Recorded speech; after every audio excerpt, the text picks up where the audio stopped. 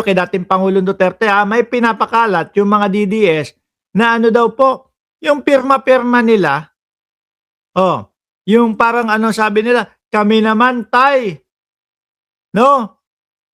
Pinost ni Maharlika, boljakan, tay, mang-i-scam na naman kami. Hindi kasi nakikita ko ito kumakalat at nakikita ko yung ibang mga kasama nila doon sa mga nagrarally, sila Jimmy Bondok, lumalagda, pumipirma eh. Pero ano ba talaga ito? No, para mapauwi si dating Pangulong Duterte, yun ba ang ibig sabihin at yun ba ang reason kung bakit sila nagpipirmahan? Hindi ko alam, no, mga bossing. Gusto kong malaman niya eh, no? Kasi nakikita ko nagpipirmahan, nangongolekta na naman sila ng pirma para saan? Eh nako, hindi na naman papansinin ng ICC yan. Walang ganyan sa ICC. Walang audience impact na kapag kayo ay nakita na nagrarally sa loob ng sa labas ng ICC, pauuwi na ang dating Pangulong Duterte. Walang collab-red na porkit na ang Senado ng Pilipinas, bring him home, madami bumoto para mapauwi si dating Pangulong Duterte. Wala din, hindi din pinansin. Yaan din. Pero sabi ni Maharlika, mangi-scam daw. Bakit kaya? Sabi, tay, mangi-scam na naman kami. Biruin mo, no? Binibira na ni Maharlika yung mga DDS. Hindi ka namin mapapalaya sa signature campaign. Totoo naman. Pero kailangan lang namin gamitin ang pangalan mo, alpot na alap, apon, ang bilot. Ano yun? Putagis na yun. Alpot na alap, apon, ang bilot. Pakiano nyo nga, baka naman merong makakapag nito, yung mga Becky dyan, yung mga LGBTQ dyan, baka naman merong makakapag nito, translate nito kung ano ang ibig sabihin nitong alpot na alap, apon, ang bilot. Paki-translate.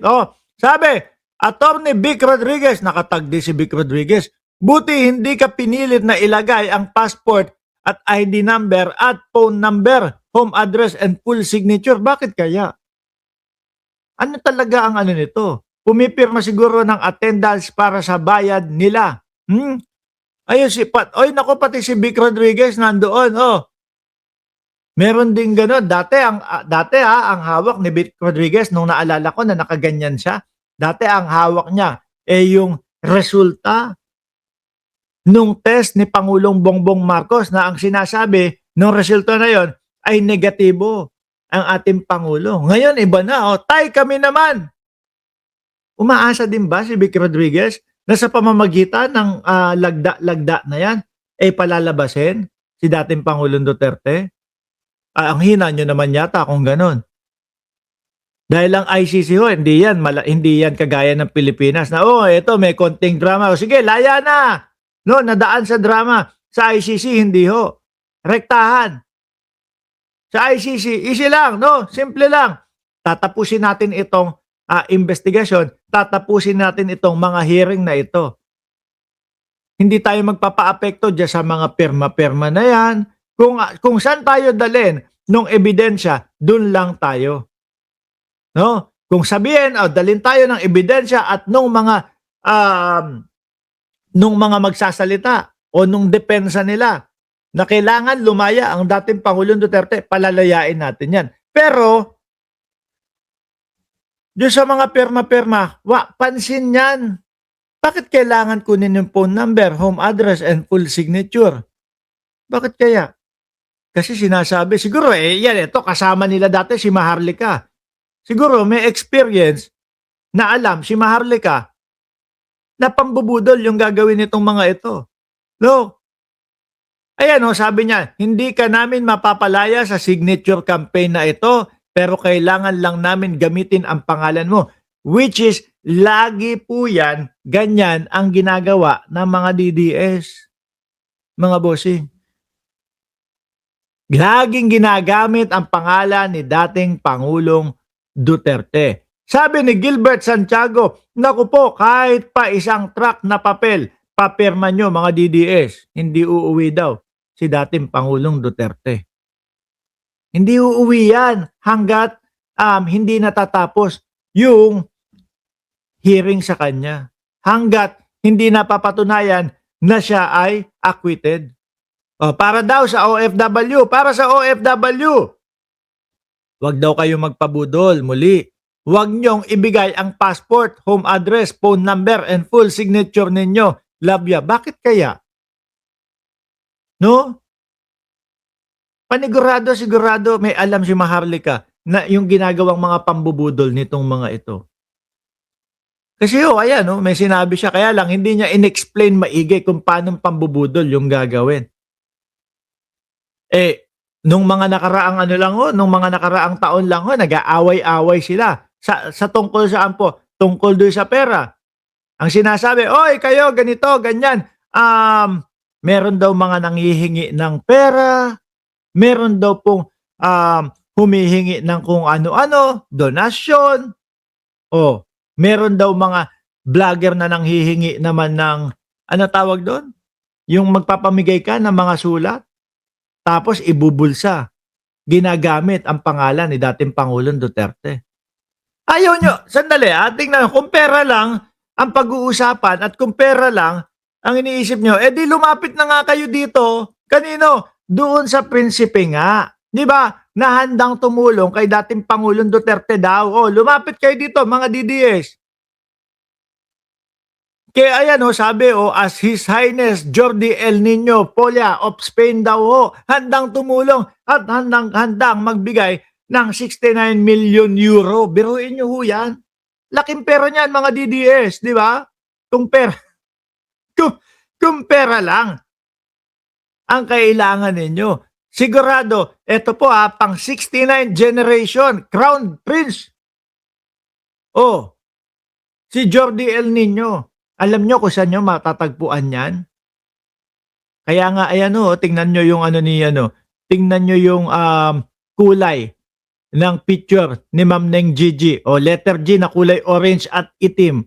Humagilap kayo nung page na ganyan nung website na ganyan, kulay orange at itim. Doon matutunghayan, makikita nyo si Prince Jordi El Nino Polla. Di ba? Pati mga DDS, pati si Johnny Shin, malamang. Attorney Johnny Shin, makita nyo din doon. Di ba? Pera lang pala Kesa naman, ang binubudol nyo pa, yung mga kapwa Pilipino natin na nagtatrabaho para sa kanilang pamilya.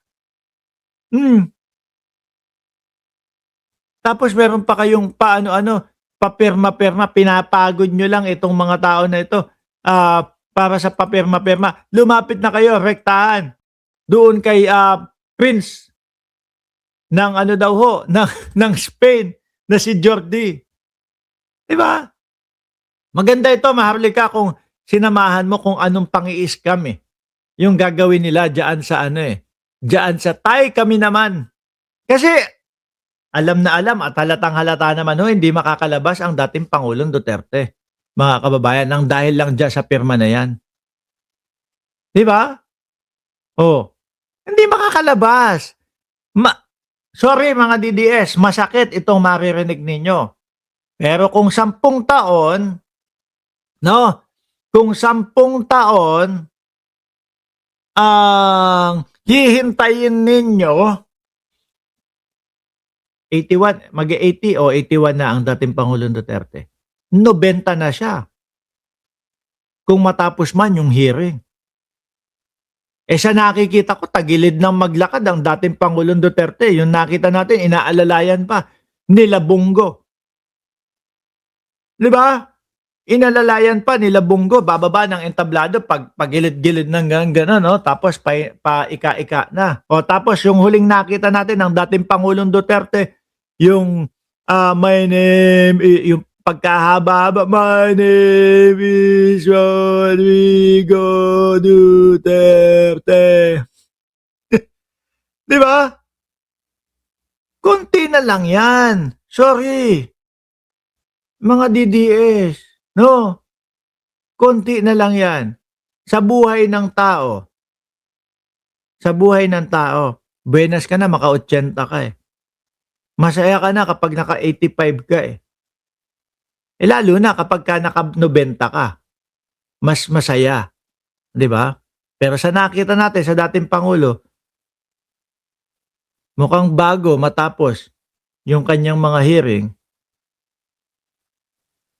sorry, mukhang hindi naaabot dun. Yun ay ano ko lang opinion ko lang. Hindi ko minamadali at hindi ko pinapanalangin na matigok ang dating Pangulong Duterte. Ano lang yun, kumbaga, nakikita lang ho natin yun sa sitwasyon at kalagayan ng dating Pangulong Duterte. Unless kung umaarte lang siya doon sa ICC. Di po ba?